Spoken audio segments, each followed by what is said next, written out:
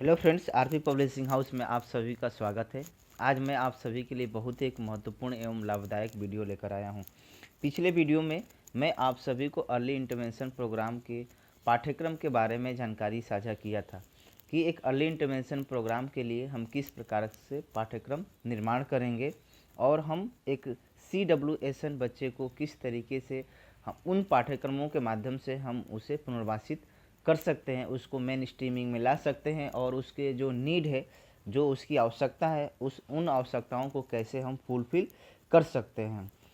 उसके बाद आज मैं आप सभी को उसी क्रम में एक टाइप ऑफ अर्ली इंटरवेंशन के बारे में या अर्ली इंटरवेंशन के मॉडल के बारे में हम चर्चा करने वाले हैं कि अर्ली इंटरवेंशन के कौन कौन से मॉडल है जिसके माध्यम से हम एक बच्चे को शीघ्र हस्तक्षेप करते हैं। जिसमें सबसे पहला जो मॉडल है बहुत ही महत्वपूर्ण मॉडल है और ये घर के परिप्रेक्ष्य में किया जाता है, जिसको हम गृह आधारित हस्तक्षेप मॉडल कहते हैं। इस हस्तक्षेप मॉडल का सबसे खासियत ये है कि जो भी हमारे सेवादाता हैं, जो आपके मल्टीडिसिप्लिनरी जो टीम है, जिसमें स्पेशल एजुकेटर हैं, स्पीच थेरेपिस्ट है, साइकोलॉजिस्ट है, ऑडियोलॉजिस्ट है और भी जो रिहाइब प्रोफेशनल्स हैं, वो रिहाइब प्रोफेशनल्स जो बच्चा है उस बच्चे के घर पे वो जाते हैं और घर पर जाने के बाद जो भी उसकी दैनिक क्रियाकलाप जो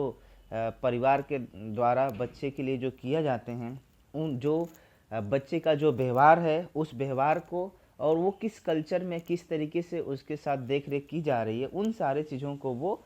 आकलन करता है। साथ ही साथ जो सोशल एक्टिविटीज़ उस बच्चे के साथ की जाती है, वो सारे चीज़ों को आकलन करते हुए परिवार से संबंधित जो इंफॉर्मेशन लेता है। यह इंफॉर्मेशन लेने के बाद एक बच्चे के लिए जो बच्चे की आवश्यकता है, उन आवश्यकताओं को वो आकलन करता है,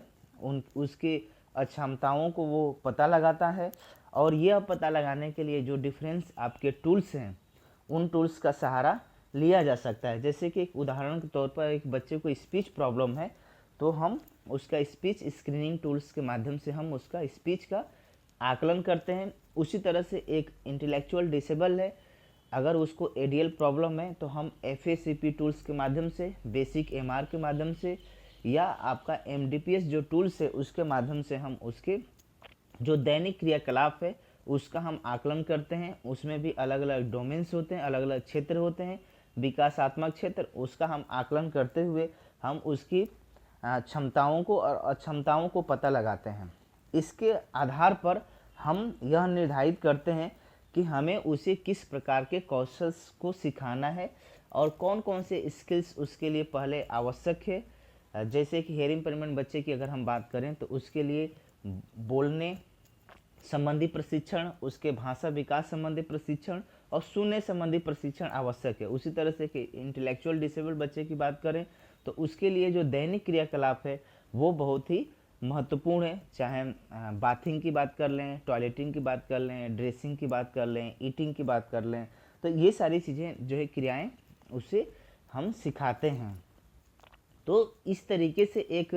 जो सेवादाता है, जो मल्टीडिसिप्लिनरी की जो टीम है, वो अपने अपने वर्क करते हैं। एक बच्चे के घर पे जाकर उसकी क्षमताओं का आकलन करते हैं डिफरेंट जो टूल्स के माध्यम से। अगर हम गृह आधारित आपका जो हस्तक्षेप है, अगर हम उसकी लाभ की बात करें तो इसमें जो है जो भी पेरेंट्स हैं उनकी दिनचर्या पर जो है बच्चे के लिए जो वो समय देते हैं या बच्चे के लिए जो वो समय निकालते हैं, या आप ये कह सकते हैं कि बच्चे की वजह से उनकी जो रोजी रोटी है, या आप कह सकते हैं कि उनकी जो दैनिक दिनचर्या है उस पर प्रभाव पड़ता है, तो उन प्रभाव को जो है हम यहाँ से कम कर सकते हैं। दूसरा,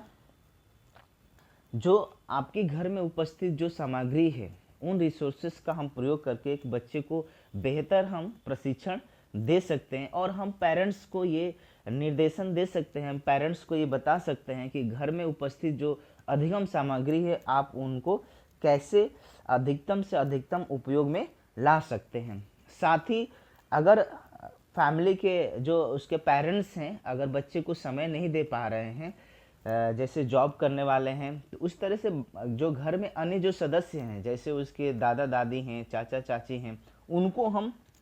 उस बच्चे के शीघ्र हस्तक्षेपण में इन्वॉल्व करते हुए, उनकी सहभागिता सुनिश्चित करते हुए हम उसको शीघ्र हस्तक्षेपित कर सकते हैं, हम उसे बच्चे को पुनर्वासित कर सकते हैं। साथ ही ये देखा गया कि जो इस प्रकार के हस्तक्षेपण है यह बहुत ही कम खर्चीला होता है, क्योंकि हम एक बच्चे को शिक्षा देते समय जो उसके घर में उपस्थित जो सामग्री है, जो अधिगम सामग्री है, उनको हम ज़्यादा से ज़्यादा प्रयोग में लाते हैं। जो घर के फैमिली मेम्बर्स हैं उनको हम ज़्यादा से ज़्यादा उसकी क्रियाकलाप में हम उनकी सहभागिता सुनिश्चित करते हैं। तो इस तरीके से जो है ये जो आपका कार्यक्रम है, शीघ्र हस्तक्षेप कार्यक्रम जो घर पर आधारित है, यह कम खर्चीला होता है। साथ ही साथ बहुत सारे ऐसे जगह हैं जहाँ पर इंटीरियर एरिया में जो ग्रामीण क्षेत्र हैं, जहाँ पर केंद्र तक आने की सुविधाएं नहीं होती हैं, वो केंद्र तक आकर उन सुविधाओं का लाभ नहीं उठा पाते हैं, तो उनको घर पे वो सुविधाएं मिल जाती है। तो ये होम बेस्ड जो आपका अर्ली इंटरवेंशन का जो मॉडल है बहुत ही लाभदायक होता है,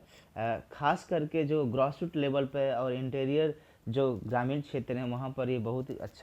अच्छी तरीके से हम एक डिसेबल बच्चे को हम उसके नीड को फुलफ़िल कर सकते हैं। अब इसके कुछ हानियाँ भी हैं, कुछ कभी कभी ऐसा भी है कि काफ़ी अगर बच्चे के ग्रामीण क्षेत्रों में आप देखते हैं कि जो गांव बसे होते हैं वो काफ़ी दूर दूर होते हैं, जिसके वजह से सभी बच्चों तक सुविधाएं नहीं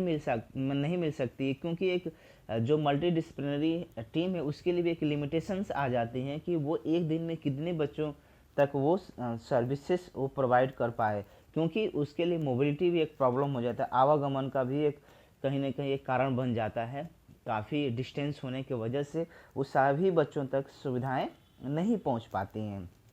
दूसरा, इस प्रकार के जो प्रशिक्षण जो दिए जाते हैं, जो मल्टी डिसिप्लिनरी टीम है, एक तो वो प्रशिक्षित होना चाहिए, और इसमें कई सारे जो प्रशिक्षक हैं, मतलब आप कह सकते हैं कि सपोर्टिव जो प्रशिक्षक का भी हमें कहीं ना कहीं ज़रूरत पड़ेगा, नंबर ऑफ संख्या हमें मैन पावर की ज़रूरत पड़ेगी। तो कहीं ना कहीं अभी ये एक लिमिटेशंस हो सकता है, एक सीमाएं हो सकती हैं, जो प्रशिक्षकों का अभाव भी कहीं ना कहीं हमारे जो होम बेस्ड जो अर्ली इंटरवेंशन मॉडल है उसको कहीं ना कहीं प्रभावित कर सकता है। साथ ही साथ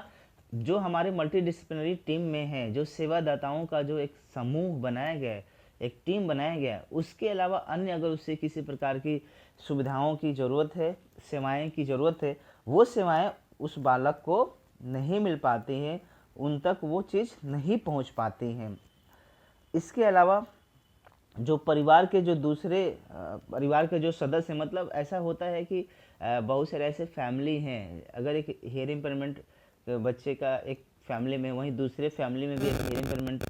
बच्चा है, तो बहुत सारी ऐसी चीज़ें होती हैं कि एक फैमिली के द्वारा उसे बहुत सारे एक्टिविटीज़ जब उसने किसी सेंटर पे या किसी व्यक्ति के द्वारा जब वो सेवाएं लिया तो उसमें लाभ वो मिला, तो वो एक्सपीरियंस दूसरे फैमिली के साथ वो शेयर नहीं कर पाते हैं, क्योंकि जो एक टीम है वो बच्चे के घर पे जाकर सेवाएं दे रही होती हैं। इसलिए जो दूसरे फैमिली हैं, जो दूसरे समस्या से प्रभावित जो बच्चे का जो परिवार है, वो दूसरे समस्या वाले परिवार के साथ वो नहीं मिल पाते हैं, वो आपस में अपनी इंफॉर्मेशंस को शेयर नहीं कर पाते हैं। जबकि सेंटर बेस में ये अच्छा होता है, क्योंकि वो सभी एक ही प्लेटफॉर्म पे आते हैं, सारे फैमिली, तो इसलिए वो आपस में अपने बच्चे से संबंधित जो भी ग्रोथ का है, जो लिमिटेशंस हैं, उन सारे चीज़ों के बारे में वो आपस में डिस्कशन कर लेते हैं। तो ये एक ड्रॉबैक है आपका home based early intervention model का। तो इस तरीके से हम लोगों ने इस वीडियो के माध्यम से अर्ली इंटरवेंशन के जो मॉडल है उसके बारे में हम लोगों ने देखा। तो मैं आशा करता हूं कि मेरे द्वारा बनाया गया वीडियो आप सभी को अच्छा लगा होगा। तो प्लीज़ इस वीडियो को अपने दोस्तों के बीच में, अपने जो भी टीचिंग या आप पठन पाठन कर रहे हैं उस समूह में इस वीडियो को शेयर करें, जिससे कि ज़्यादा से ज़्यादा लोग इस होम बेस्ड कार्यक्रम का जो है लाभ उठा सकें, इसके बारे में जान सकें। धन्यवाद।